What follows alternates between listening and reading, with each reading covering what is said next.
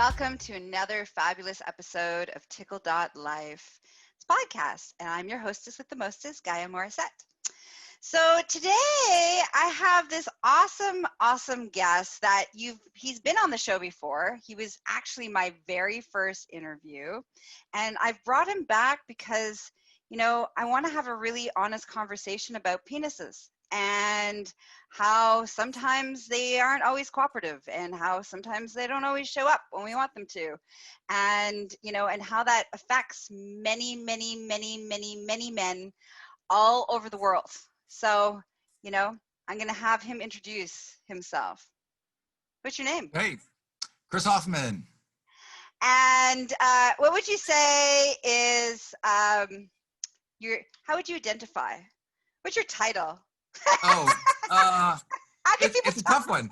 I'm sort of like a gender bending innovator. So I instead of trying to find my gender expression, I'm expanding my gender expression to be like a walking range of places so I can make really good choices from. So I'm an innovator and a creative person, and I want to be able to wander from one end to the other and choose from a place of perspective that's best for each situation.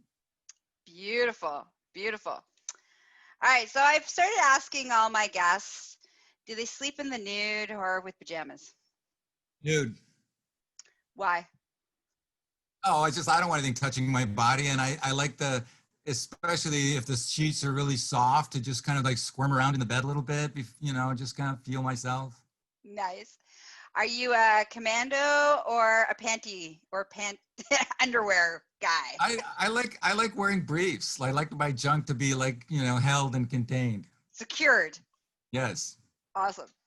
All right, so let's talk about erectile dysfunction. Have you experienced it? Let's start there. Oh, it's been a challenge my entire life. I mean, all the way from being a little kid, I can remember just, where's my dick? It seemed like unless I really had a clear invitation or there was something going on that asked me to get kind of aroused, I just felt really shy and kind of terrified to even get into a sexual situation until I was pretty sure I knew what I was doing or what it was. So where do you think that shyness came from, or the disconnect between the arousal and, say, your penis?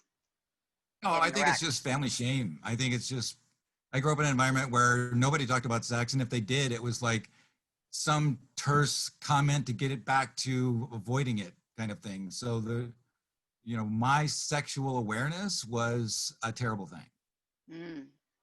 And so when did what can you tell me, one of the first experiences where you were in a sexual situation where there was an expectation of performance, an expectation that you were going to be erect?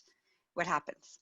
Yeah, I remember talking a woman in high school into coming home to my house because I knew my parents were at work.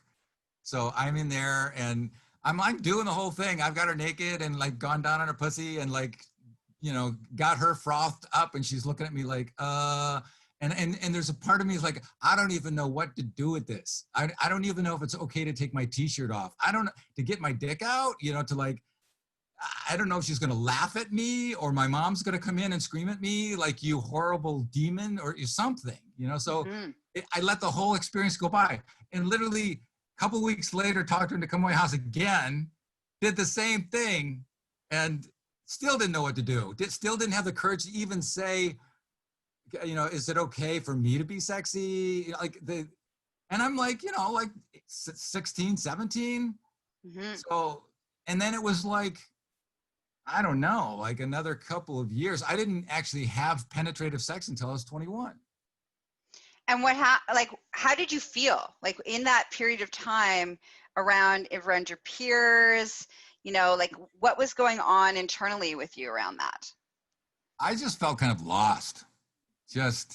And one of my buddies said, "Hey man, I heard from so-and-so, your dick doesn't get hard."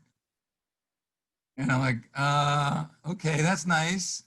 And, I had a girlfriend for a year and a half, and we used to go park down by the lake and make out like crazy, and I had her shirt off and sucking on her tits and stuff, but it never, I never knew how to get it below my waist. Mm. It just, and she ended up finding some other boyfriend, and right away, I heard they were having sex together. And I'm like, damn, like I just didn't know how to like claim for myself my own sexuality. Was there shame? Did you feel inadequate? Did you feel shame? Like what was happening internally for you in that moment? Like through that period of time of like, the girlfriend goes and gets another boyfriend, has sex. Like what are the feelings that are happening for you in those moments? No, it's just like Let's totally, dig deeper. yeah, inadequate, loser, um, worthless. Like, how do I even like talk to her again after that? Because, when you're young, you don't know how to like even put words into these feelings. So I carried that around for years. That just feeling of collapsed worthlessness that, becomes a really deep place to climb out of. Mm-hmm. So how did you climb out of it? It just took, it's funny. It took meeting this kind of runaway blonde at a party. And, this is before, text messaging and phones. And she says, well, can I have your number? I'm like, yeah, sure. So can I have your address? Like, all right, So like the next day she's on my porch, like at my house. And how old are you? I'm like 22 or 23. Okay. And I'm just packing up to leave town. I'm just packing up to like leave. No, this is like in the mid 80s. And so I'm in this transition and I say, well, all right, come on in, and so she comes in and I make her sleep on the couch the first night. And then she just kind of talked her way into my bed. And she was so sexy and so willing and so like, this is her survival path was to be fucking me and like, let's be this. And so I just kind of responded to it. And pretty soon I'm fucking her like every day. Mm. And it was euphoric. It was so not complicated. We literally left town together. I'm like, she's riding shotgun in my little Chevette with all my worldly possessions in the back of my car. And I've got $700 in my pocket. And at one point we're in Kansas, and I'm like, I look over and like, what the fuck am I doing? And I like pulled over to the side of the road. I said, I need a minute, and I climbed up on this palisade and looked all across Kansas and like, looked at her sitting in my car and like, fuck, what am I doing? So we ended up in like Dallas and with some of her friends and sleeping on the floor of somebody's house. But I eventually left her in Dallas and went to Denver to hang out with my sister for a while. And then she called my mom and said she owed me money and let her to give me my number. She calls me and then hitchhikes up to Denver. So she was pretty crazy. She was. But she was so good. It was but your so penis good. apparently really liked her. I did. Oh, and then yeah, then she moves in, and I lose my job because my boss said if you're late one more night or if you're late one more morning, you're out of here. And I could not stop fucking her. So we lost that room, and then we ended up in a tent in a campground. And the story goes on and on. But okay, so let's go back to the first time you have penetrative sex. How does that work for you? What happens? Tell me about that. Well, actually, it was the woman that I dated for a year and a half who ended up getting a new boyfriend. And, 2 years goes by, maybe 3, hadn't talked to her at all. And she calls me up out of the blue and says, hey, I understand you got a pickup truck. Like, yeah, nice talking to you. What have you been up to? I don't know, I just live my life. I got a job and I just got this new apartment and I got this big old couch and I got to move it now, and you're the last person I would call, but, I said, all right, I'm on my way. So I picked up her couch, took it to her apartment, threw it in her apartment, and she like sits down on one end of the couch and I sit on the other end of the couch, and she like extends her foot out and sticks it in my crotch. And she's just pressing on my dick, and like, this is kind of awesome. And so we ended up in her bedroom and I still like barely got it together. Like, and I have really had to allow myself, to just be turned on by the situation, to just believe that this is all okay. Mm-hmm. And for some reason, my dick came around, and we had just this quick little like 3-minute fuck, and she was like, "Was that your first time?" I'm like, "Yeah." She goes, "Score!" another another virgin. Oh, women can be very interesting, can't they?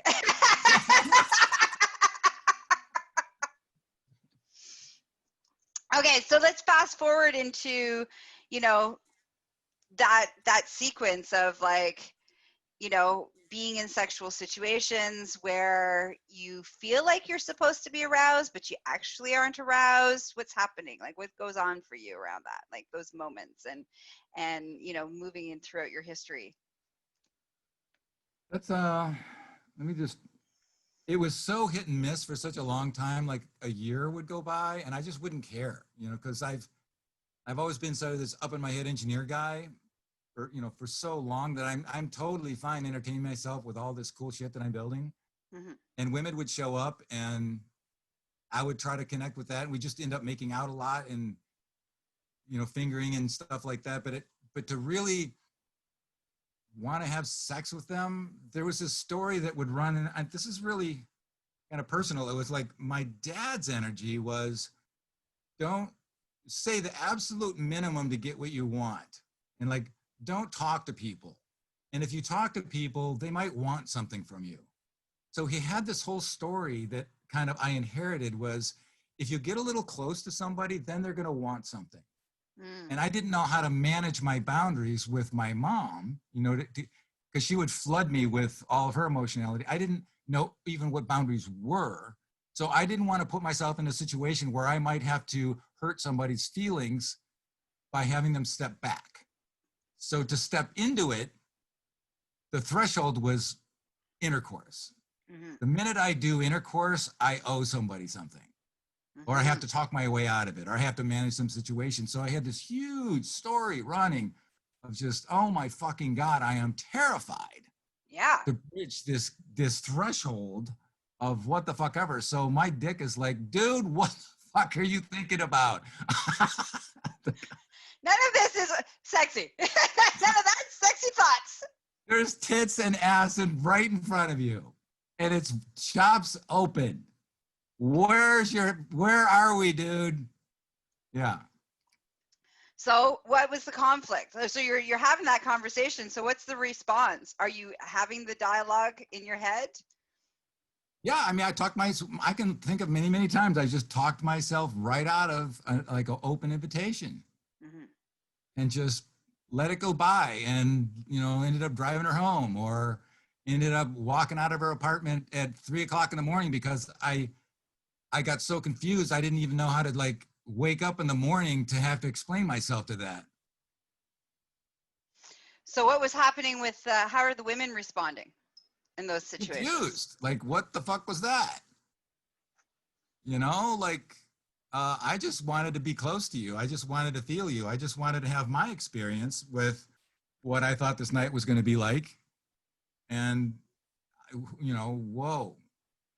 So it's hard for you to recover from that. Mm-hmm. So where do you move from there? Because I know you've moved long from that story to who you are now is different. So like how do we get to, like, how did you do the transition of moving out of those places to being able to find your voice, to find your boundaries, find all those things? Well, I give a lot of credit to the women that I did finally attract to myself that were just really patient and kind. So there was this, once it slowed down enough where I could get out of my head, and for a dude, it's sort of like there's this self-imposed, I got about 3 minutes to get my shit together and get my cock ready and like be fucking, or somebody's gonna get pissed. you know, and especially if you get them all frothed up, because I was really good at eating pussy and like lifting up on someone's. Yeah, they're all horny and writhing. Gotcha. Okay. So even to slow that down, like let's not get the woman all frothed up to a point where she like needs a fucking right now, and just slow the whole thing down. So even like sleeping over at somebody's house for, say, like, I'm not just going to sleep over one day. Like, how about I spend a weekend? So you've got 2 nights to, like, or the whole day to be out together, going to antique stores or do whatever, and just connecting to the point where then when you're naked, like, you can go to bed early. Like, just let's go to bed at like 8. Let's get, so there's this collaboration that comes up, like, all right, we'll figure what the sexuality thing is. And so in there somewhere, enough things happened that were good that I sort of figured it out. Okay. So what happens now? Is that the same scenario that you need, that there's all these pieces that need to be in play for you in order to have that experience if you want to have penetrative sex? Well, the older I get, the more intuitive I get, and the more the quality of the connection has gone way up, and what I respond to, the sophistication of what I respond to or don't has gone way up. So it's like right now, I've been out of a relationship for almost 3 years. But there was a period where I had a really beautiful 2-year relationship with this woman, and we just like had sex every night. It was just we made fun of the fact that we could count on one hand the times we didn't have sex. Like, we had to intentionally go, like, we're not fucking tonight. like okay. But it was so easy because she was so open, and there was literally this little whimper that she would do. It was, as soon as she did the little whimper, my dick was hard. It was just, that's the game on signal. Or I'd ask her, like, you want to fuck tonight? Like, yeah. I'm like, oh my God, I fucking love you. And then no matter where we were, on whatever road trip, exhausted, after some party, whatever. So I know in my body that I'm capable of that. But after being out of that relationship, my response, like right now, is so far away that it scares me. Like, even playing with myself, masturbating or whatever, it's just like, I barely get it together to connect with myself, to get to some place it's even close to the out of body experience of being with a woman who really knows how to connect to the cosmos. So I like to go into a hookup or something like that. No fucking way. There's no way I'm going to put myself in that situation. I just, unless I'm doing Viagra or something, and then it's like a whole nother, headache day after, and managing all that. And let's talk about that. Actually, let's take a moment to talk about that. Have you done the whole Cialis, Viagra adventure? So tell me about that. What's that like? What's that been like, and how have you managed and interacted with that?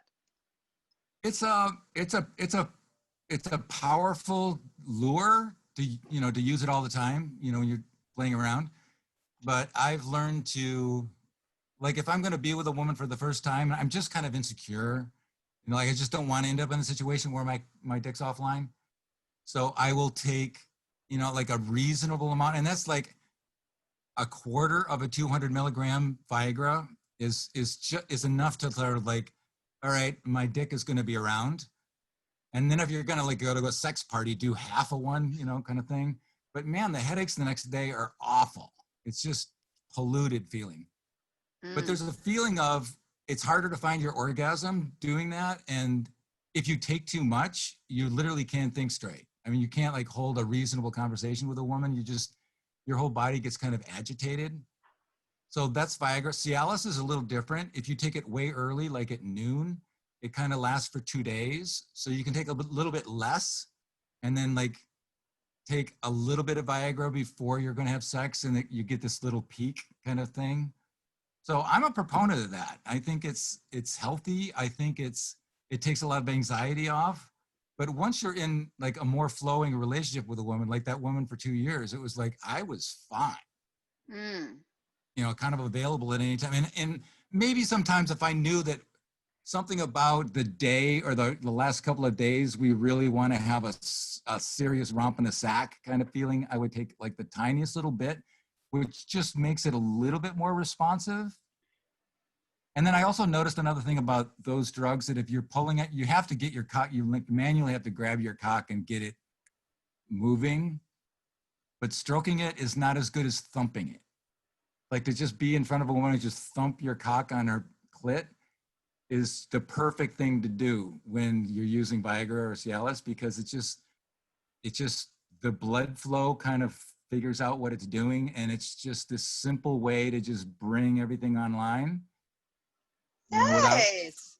it is, it's beautiful. And you're looking at your woman and she's like, damn dude, that you've got a gorgeous cock. And I'm like, oh my God, that feels so good. And like, and you just take your time, because the confidence level, like my dick will come around. It takes about 5 minutes or so to kind of like froth it up a little bit and just be patient. And, and then once you're in the flow, then like, what do you have to say to your woman? So it's okay. Nice. What's one thing? So, first of all, I want to say thank you for being honest and vulnerable and talking about something that, is like off the table for most people. And us having this conversation, I'm hoping is going to inspire many men and women and whatever your identity is, and everybody else, to really look at this from a different perspective, that it doesn't necessarily have to be. One of the things that I always love to talk about when it comes to, penis not showing up for the party, is that when we take the expectation, so this is what I've taken away from your story, is that when you take out the pressure and the expectation and the performance side of it, and you are like drop into being in the moment, whatever that moment looks like, that's the perfect equation that allows that sexiness, that arousal, the blood circulation, the flow, all of those things to actually be able to happen. But then there's also this beautiful thing that sexy time doesn't have to be about intercourse. Yeah. Like Really. that's right. Like there's so many beautiful ways of giving and receiving pleasure that doesn't have to be about penetrative intercourse. Yeah, I remember later in my, like my embodied self days is I talked to one of these guys at work and he said, hey, what'd you do last night? I don't know. And what'd you do last night? Well, I had this woman over and we had sex for 3 hours. And he's like, 3 hours? Like, what could you possibly do for 3 hours? I don't know. It went by like, like, oh my God, 3 hours just went by, you just stay in it. You just stay in it, and just until you're done, and was my cock hard in the middle of that? A couple of times, but, we exchanged a lot of energy. It's just like the energy part of sexuality is what's really been profound for me. Like, in my body, what do I have to say to you? And how can I, sort of call forward the woman that I want to be with through how I interact with her? Mm-hmm. And some women are like blown away by who I call them to be. Mm-hmm. In my sex, and same thing with them. They can call me to be a version of myself that I forgot about. Mm-hmm. I'm like, oh my God, woman, thank you for letting me be that dude. I love that dude. Nice.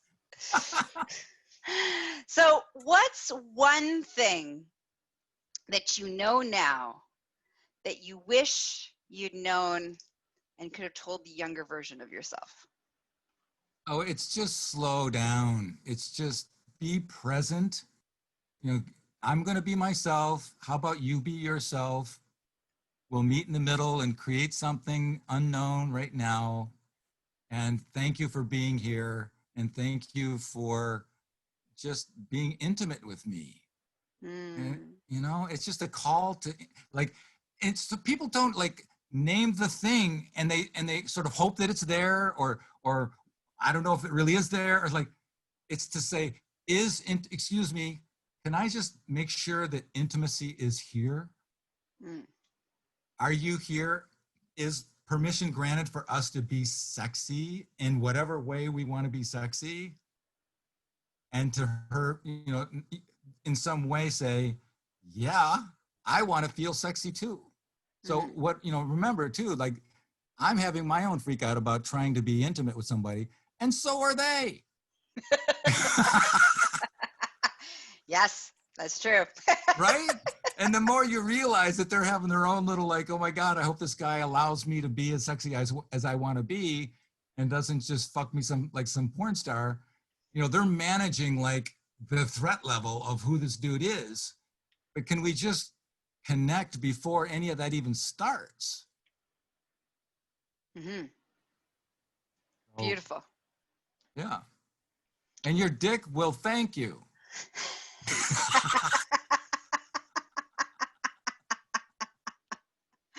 I once had this great conversation with a guy, a client of mine, and he kept talking to me about like his penis wasn't showing up for these hookups, and his penis wasn't showing up and it wasn't showing up. And I'm like, but do you even like her? Do you really want to fuck her? Do you like anything about her? And what was really fascinating that he came to this realization that he's like, no, actually, it was presented, so I was supposed to take it. So it was like this whole concept that because I have a penis, someone offered sex, I'm supposed to have sex because somebody offered sex. Whether you wanted to have sex or not, you're supposed to take it because who knows when it's going to be offered again. Good point. Eat So, when fed.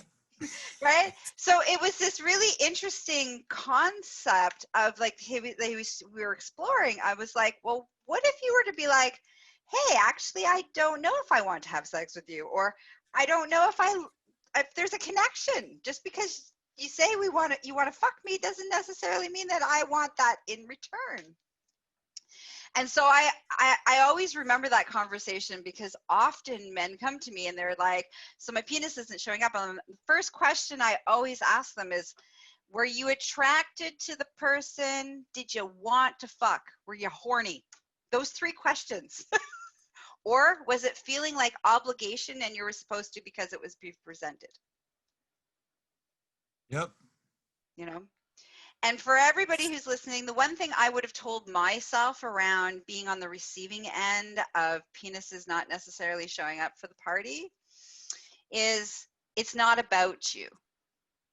And so that's the one piece that, I want to leave everybody with, that the younger version of me, I wish I had known, that it has nothing to do with me. Zero.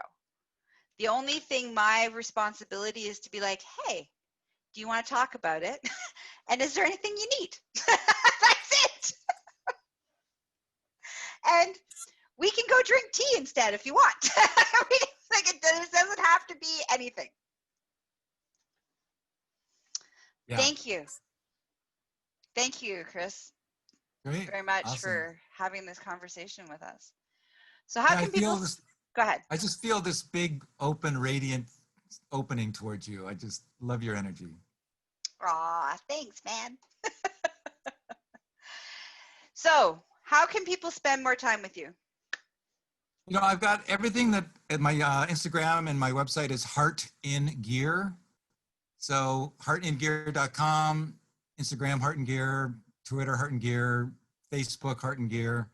So follow my stuff. I'm getting ready to build. I want to build this huge costume. I'm going to be on the Oregon coast for 6 months, and I want to build this massive costume and do photo shoots in the old growth forest.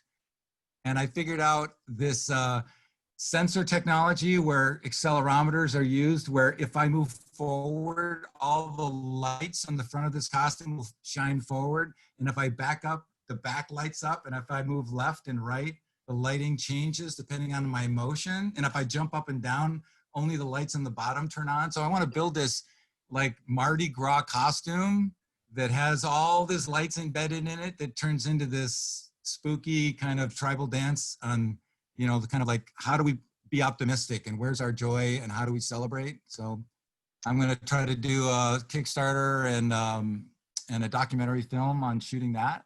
And maybe it'll be done by spring. Beautiful.